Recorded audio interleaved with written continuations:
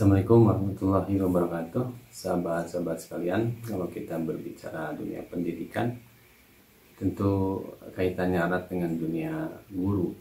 Dan kalau kita lihat data secara nasional, jumlah guru se-Indonesia itu kurang lebih 3,3 juta. Dan dari 3,3 juta itu terbagi menjadi dua. Ada yang statusnya sudah ASN dan ada statusnya yang masih honorer.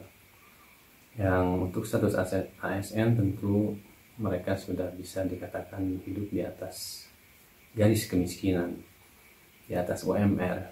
Nah, namun kalau kita berbicara kepada yang 1,4 juta orang, dari setengahnya dari jumlah guru yang ada itu sekitar 1,4 jutanya adalah guru honorer. Nah, kalau kita perhatikan, guru-guru honorer itu juga beraneka ragam penghasilannya, dan yang saya tahu, yang pernah saya diskusikan dengan para guru di lapangan, mulai dari guru TK, SD, SMP, SMA, SMK, dan SLB, mereka rata-rata penghasilannya di bawah UMR. Salah satu contohnya yang saya ketahui di salah satu SMA di provinsi di Indonesia ini, honorer itu digajinya 2.040.000. Nah, kemudian saya tanya ke level SMP, ada guru yang gajinya 1 juta. Kemudian ke level SD ada gaji guru honorer yang levelnya 500.000. Nah, turun ke TK itu sangat variatif lagi, ada yang 250.000, ada yang 150.000, bahkan amazingnya itu ada yang sampai 0.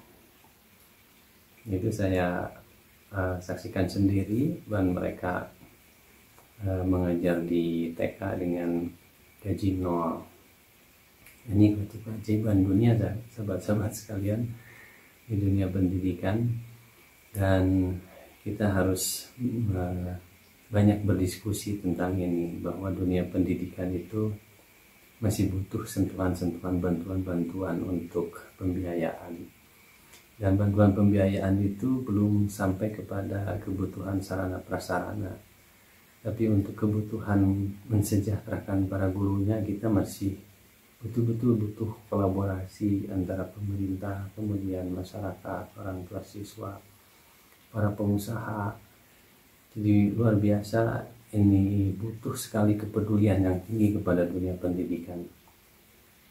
Jadi sahabat-sahabat sekalian, ini ngeri sekali kalau memang ini diketahui publik, bahwa sesungguhnya dunia pendidikan untuk kesejahteraan yang kurang lebih 1,4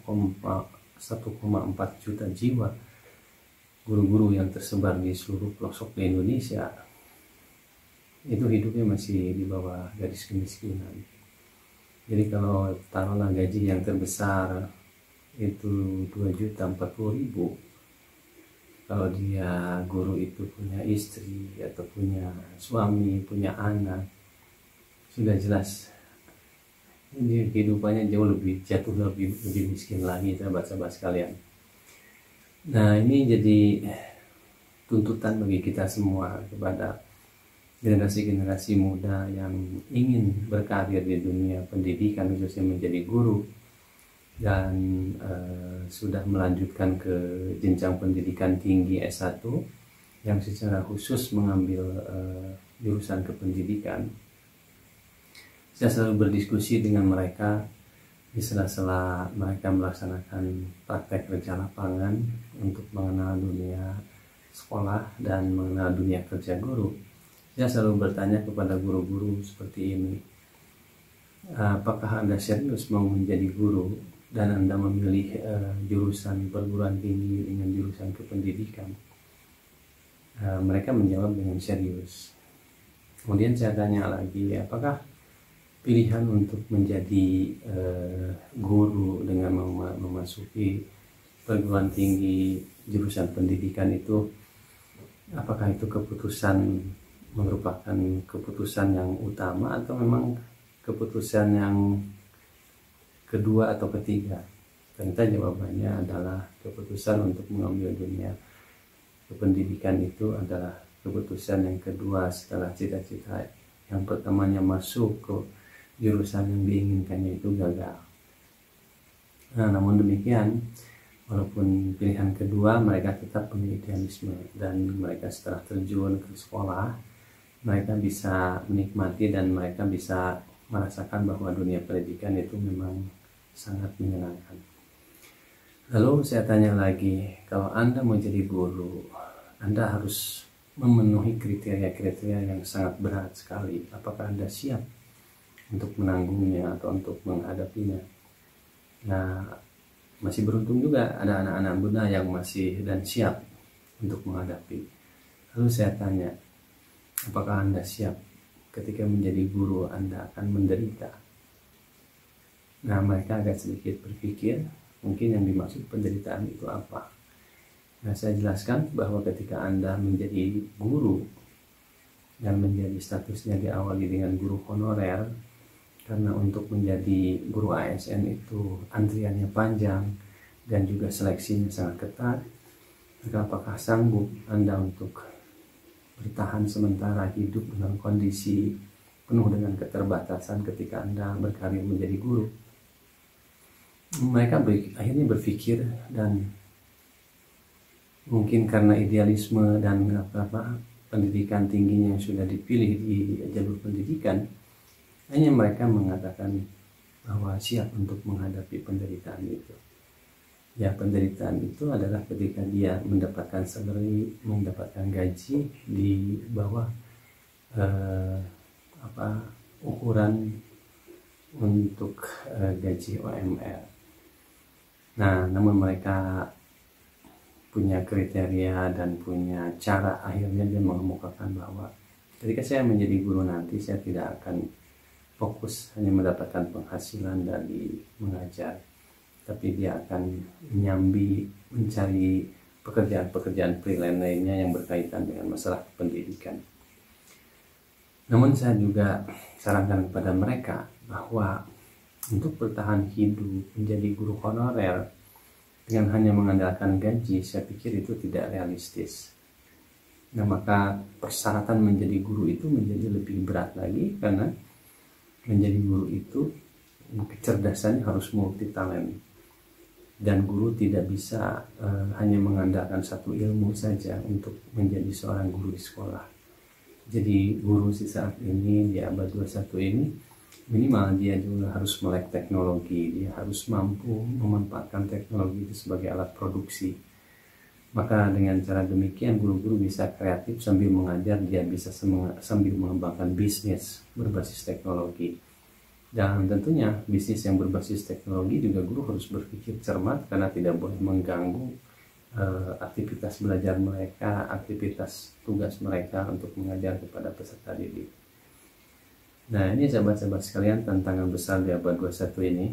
Jadi 1,4 juta guru itu saya bisa prediksi masih di bawah garis kemiskinan atau di bawah UMR gajinya, dan mereka harus bertahan hidup dengan punya anak, punya istri, harus membeli rumah, harus punya kendaraan. Dapat dibayangkan betapa beratnya menjadi seorang guru, dan tuntutan untuk menjadi seorang guru itu sangat tinggi, karena guru-guru adalah mau tidak mau dia harus menjadi manusia-manusia berkualitas tinggi, manusia-manusia yang harus menjadi contoh, harus menjadi teladan bagi anak-anak.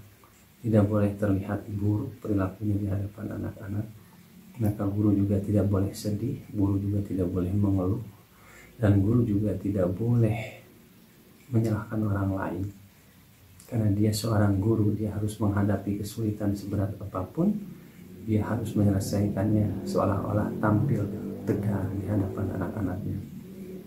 Nah, sahabat-sahabat sekalian, itulah tantangan berat jika kita mau berkarir di dunia pendidikan, khususnya menjadi seorang guru. Dan ini PR besar kita semua, artinya kita tidak boleh mengeluh, tidak boleh menyalahkan siapa-siapa, tapi kita harus fighting di abad 21 ini, yaitu dengan menggunakan teknologi ini sebagai alat produksi. Jadi kita harus bisa melaksanakan satu tindakan untuk tujuan yang bukan hanya satu tujuan, Tapi kita mengajar bisa tujuannya adalah melaksanakan tugas, tujuannya melahirkan generasi-generasi cerdas, dan tujuan lainnya adalah mengembangkan ekonomi kita yang memang terbatas, hanya mengandalkan kepada gaji, sekadar dari gaji honorer yang di bawah UMR.